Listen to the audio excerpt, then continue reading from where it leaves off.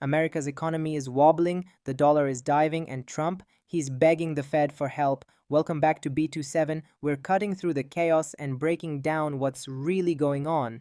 And today, it's chaos with a Sharpie.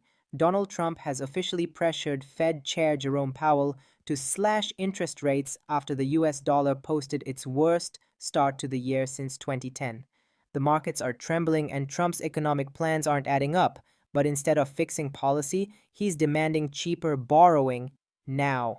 The Congressional Budget Office says Trump's latest economic agenda could add $3.2 trillion to the national debt over the next decade, but the borrowing costs are too high, with interest rates still hovering around 5.25 to 550%, and that's making Trump sweat. So what's his move?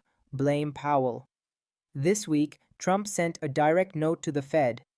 Jerome, you're too late. You've cost the US a fortune. Lower the rate by a lot. He claims there's no inflation, but core inflation remains above 3%, far from the Fed's 2% target. And Trump's people? They're panicking. Caroline Leavitt, the White House press secretary, went on an angry tirade accusing the Fed of crushing Trump's booming economy and refusing to let Americans borrow money cheaply.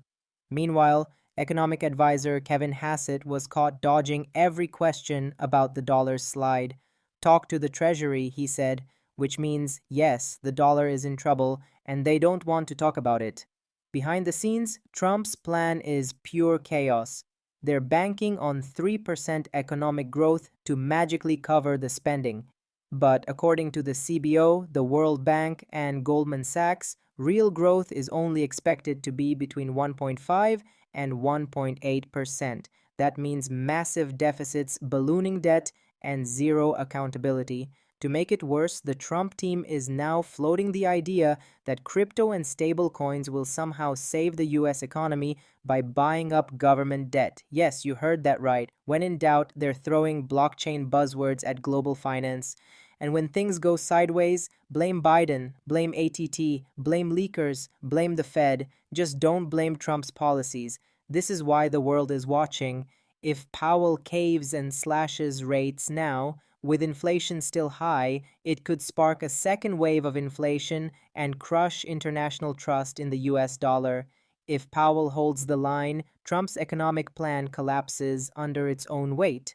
And while Trump claims he's got a proven formula, what we're seeing is something very different. Reckless spending, desperate borrowing, and zero long-term planning. The numbers don't lie, but this administration is trying to lie around the numbers. So here we are. Trump's plan to fix the economy starts with begging the Fed, blaming the markets, and praying for a miracle. Do you think the Fed should listen to Trump? Or is this just another reckless move in a collapsing strategy? Share your thoughts in the comments, hit that like button if you're tired of political games, and subscribe to B27 for more real news without the spin.